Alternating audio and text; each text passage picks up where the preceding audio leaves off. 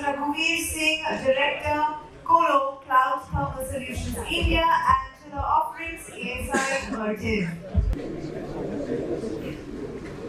Yeah, very good afternoon.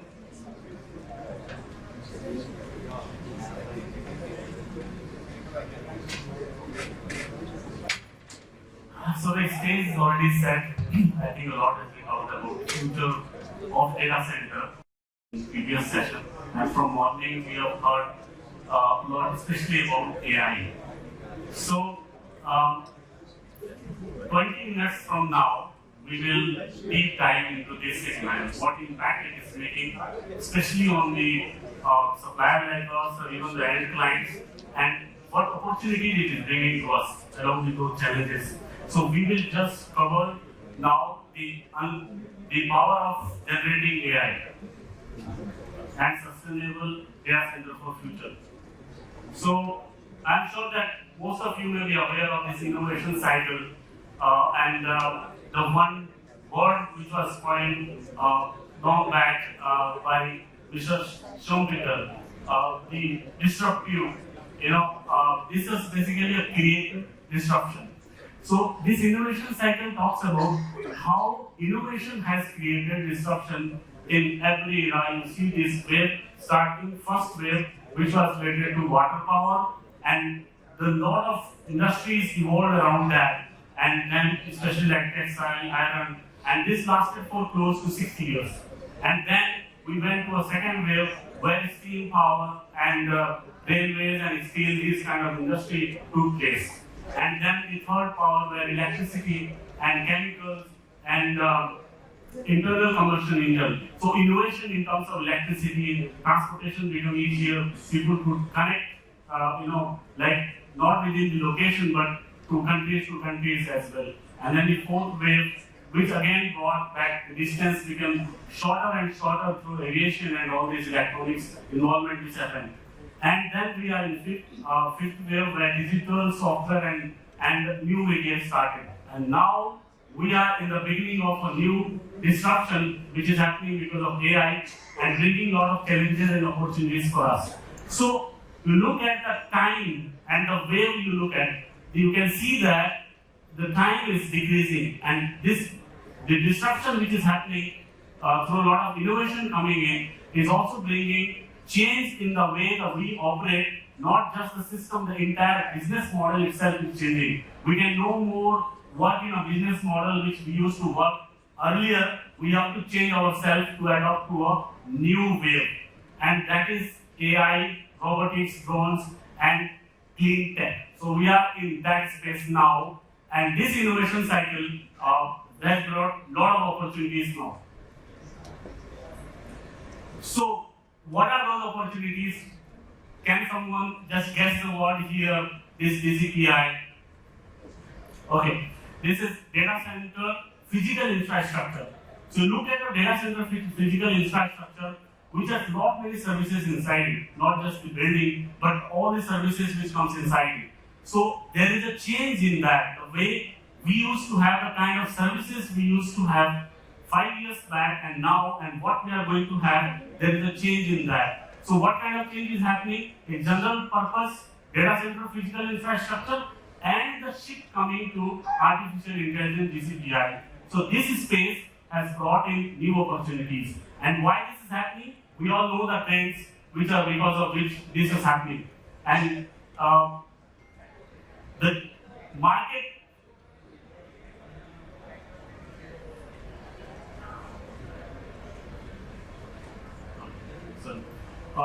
so see, up to 23% of the market is expected to go to AI by 2027.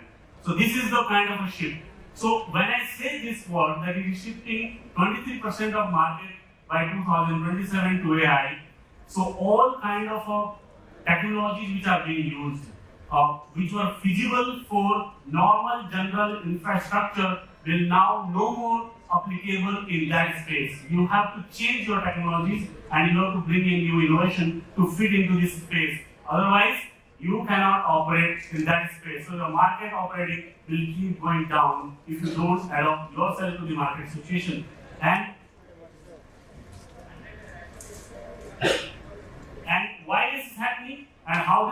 happening is because of the hardware changes coming in the AI space. So what kind of hardware changes are coming in?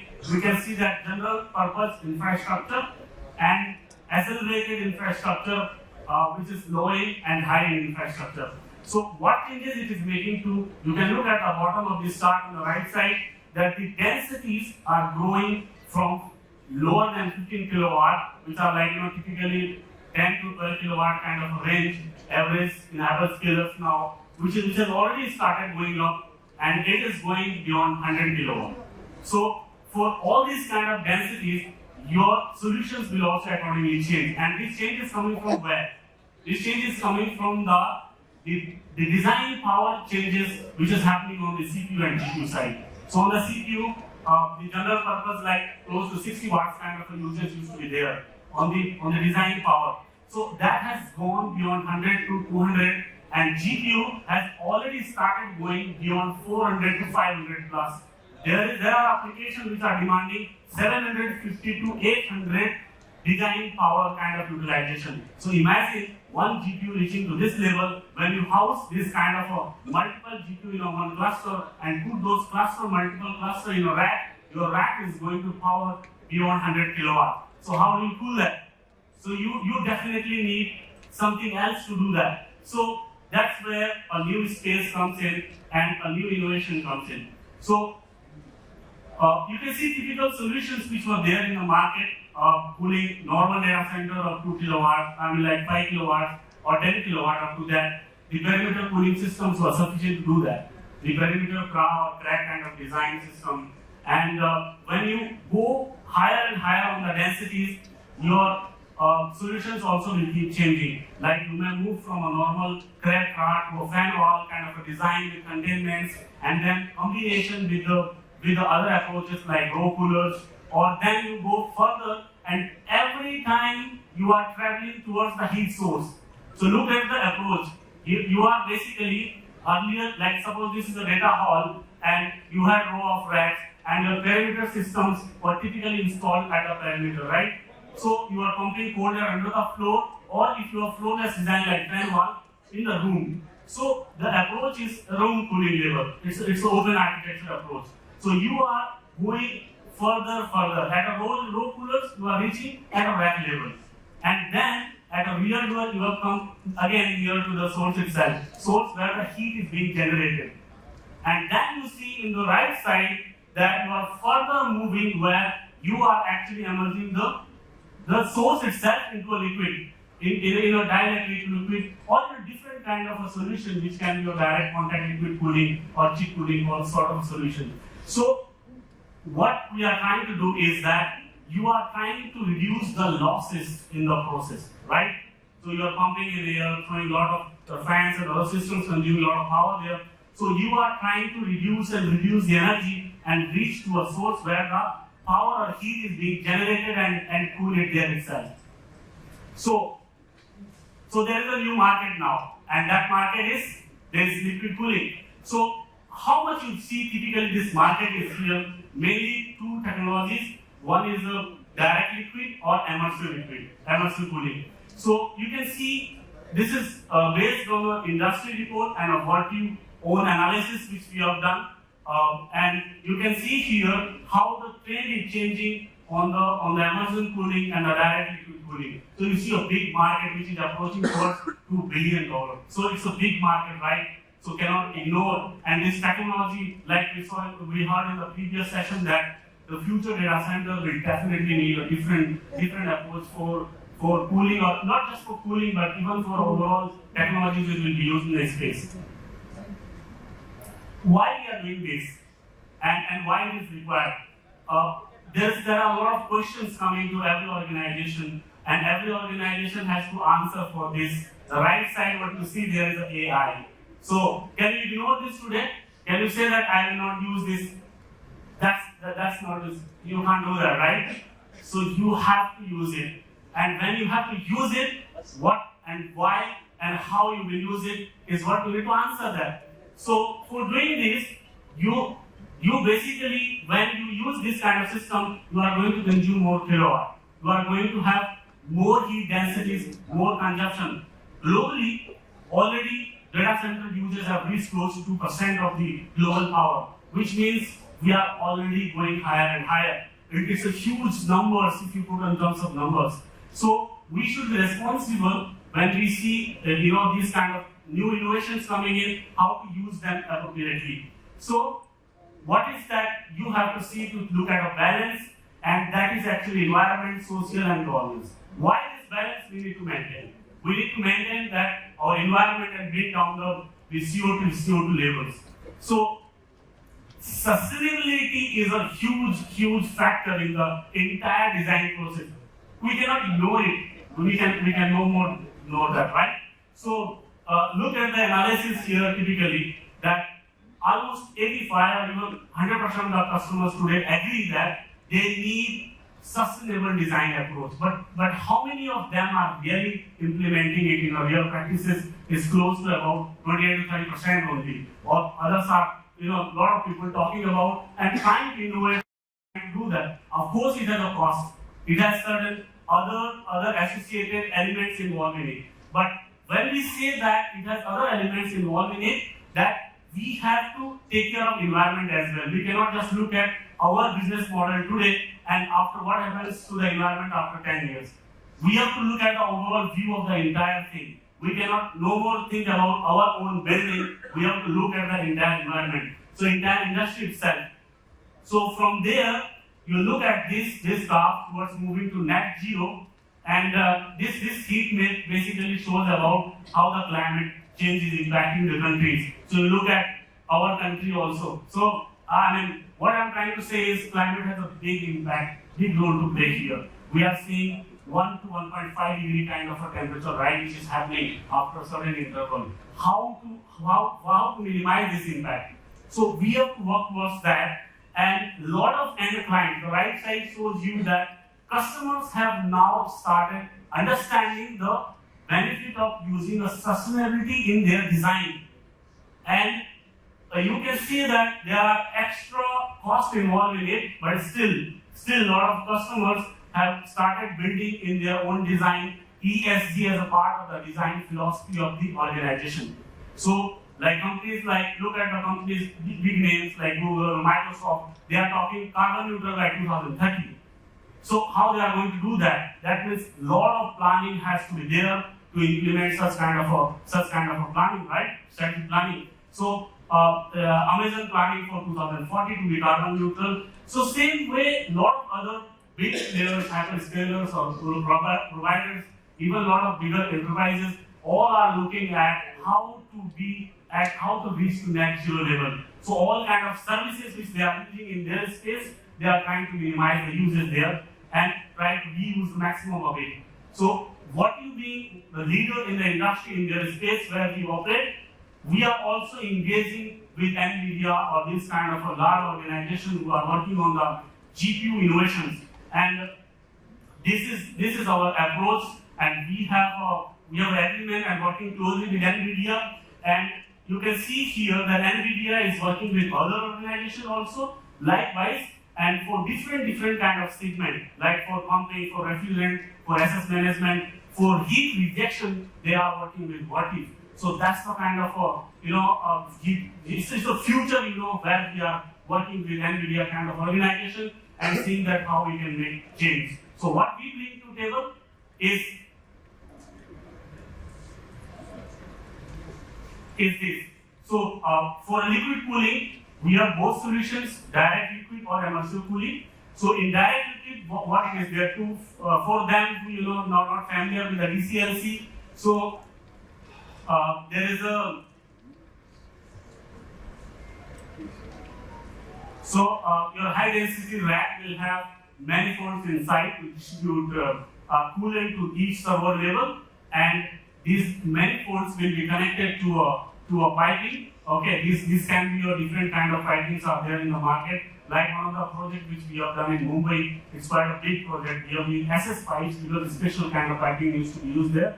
And there is a cold plate on the servers where the heat transfer is happening. And then there is a CDU involved, which is a coolant distributing unit, and a heat exchanging system outside the building. So there is a rack, CDU, and a heat exchange or heat rejection system, which can be a dry cooler or a chiller on the terrace. So from chiller or a dry cooler or a cooling tower, water comes to CDU. From CDU, there is a secondary circuit which starts towards the rack manifold. There the coolant flows, and then it takes the heat which is rejected back in the dry cooler or chiller. So this is how the BCLC works. And in an immersive cooling environment, you have an immersion tank where the dielectric coolant is there, and you immerse your servers inside it, and then you have a heat rejecting equipment outside. We will slightly discuss more in next slide.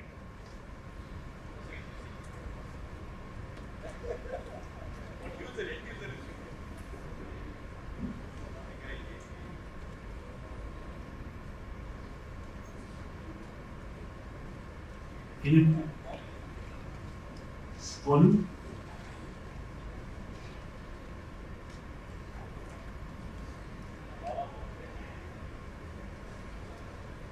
Okay, meanwhile he does that. So, immersion cooling environment, again, the project which I was talking to you in Mumbai, which we have done, it is one of the largest in India for immersion cooling. There are about 88 racks of immersion cooling, and again, adiabatic dry cooler has been used outside. So from adiabatic dry cooler, water comes to CDU, and from CDU, the coolant flows to dielectric coolant to the racks.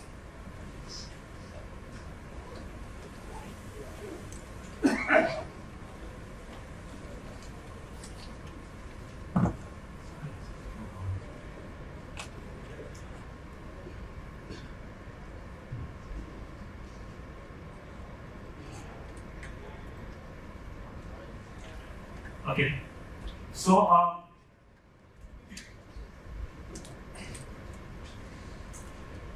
what we offer for data center spaces in power management, we have power solutions right from 600 VA to 1200 kVA UPSs of different type and different type of technologies. In larger capacities, we have like modular UPSs, we have also monolithic type, and in double conversion we can give up to 97% of efficiency, which is quite high, and in VI mode we can go up to even 99% also. So all kind of battery options are there, be it lithium ion or normal VRS type. So these kind of solutions are there. We also operate in DC power segment, where we support telecom providers for providing SMPS and different type of solutions. And Vertiv acquired a company called EI. I think some of you may have heard of it. This company is into switchgear and bus bars actually. So this was the space where we were not there earlier. So now you can see that we are in this space also. And in thermal management, we are having solutions from smaller 3.5 kilowatt to up to 300 kilowatt in DX, and chill water up to 600 kilowatt kind of fan walls. And in chillers, we can give close to 1.9 to 1.8 megawatt kind of chiller. And air cooled or free cooling type of adiabatic, these kind of chillers are available.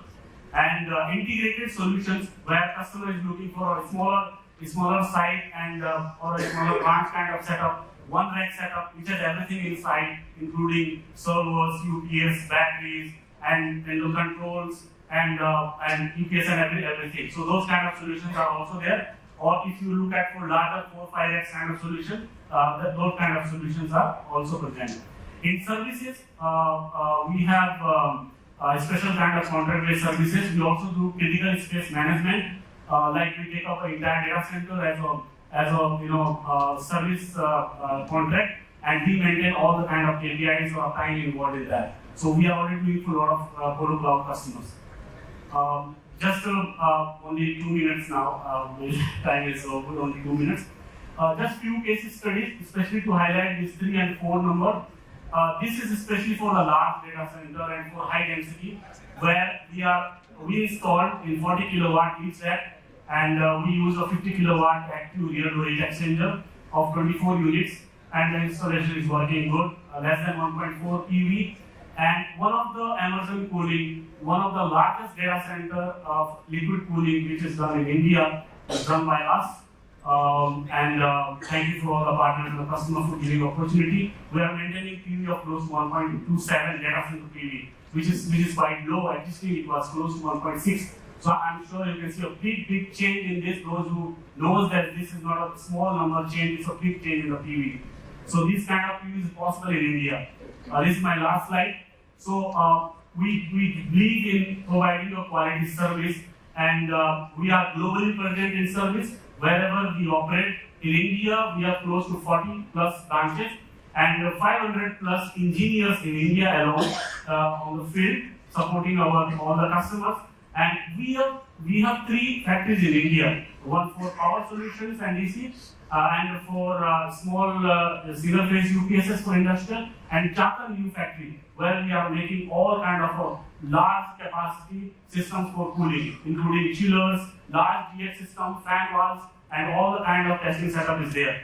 We also have one of the largest engineering center in India where more than 70 engineers are working, and we have soon more than 200 plus in this. This supports global engineering for Vertiv. So thank you so much for your patient hearing. Any questions?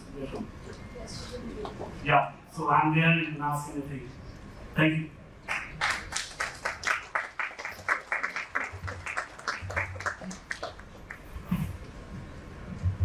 May I please request Ms. Shweta from W.Media to come up on stage and present a souvenir from Fuji to Mr. Raghuveer Singh, Director, Colo, Cloud Terminal Solutions India, and to the offerings ASI.